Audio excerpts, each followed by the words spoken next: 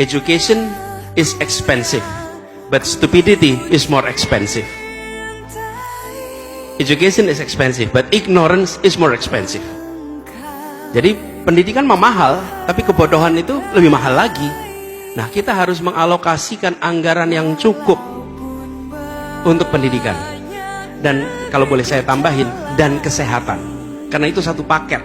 Kualitas manusia itu bukan hanya pendidikannya aja, tapi kesehatan. Jadi kesehatan dan pendidikan, alokasi yang diberikan ke sana jangan dipandang sebagai biaya, tapi dipandang sebagai investasi. Kalau investasi, maka kita menentukan mau dapat apa besok. Nah, kalau kita invest di pendidikan itu kecil, ya jangan harap dapat kualitas yang baik. Pendidikan tujuannya bukan menjadikan orang siap kerja. Pendidikan itu mengembangkan potensi yang ada. Tadi mungkin udah bicara sebelumnya di sini nih, ada Bu Ella mungkin masih di sini yang bicara soal pendidikan. Itu mengembangkan potensi, dan yang harus ditumbuhkan adalah karakter. Itu yang paling dasar. Karakter moral maupun karakter kinerja. Itu yang paling utama. Dan ditumbuhkan, jangan dicetak. Karena anak-anak kita tidak untuk dicetak. Anak-anak kita punya potensi, mereka hanya perlu ditumbuhkan potensinya.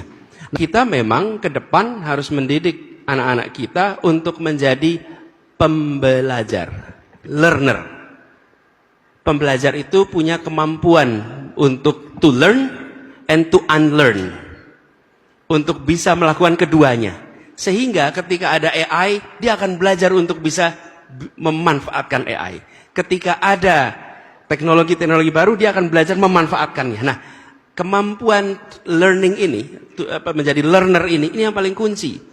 Sehingga kalau kita lihat nih negara-negara sudah bergerak nih. Dulu ada istilah negara maju itu industrialized advanced country, industrialist country, kemudian first world. Sekarang banyak negara menyebut dirinya kalau disebut maju apa? A learning nation, a learning country. Itu artinya negara yang terus-menerus akan keep up dengan perubahan yang terjadi.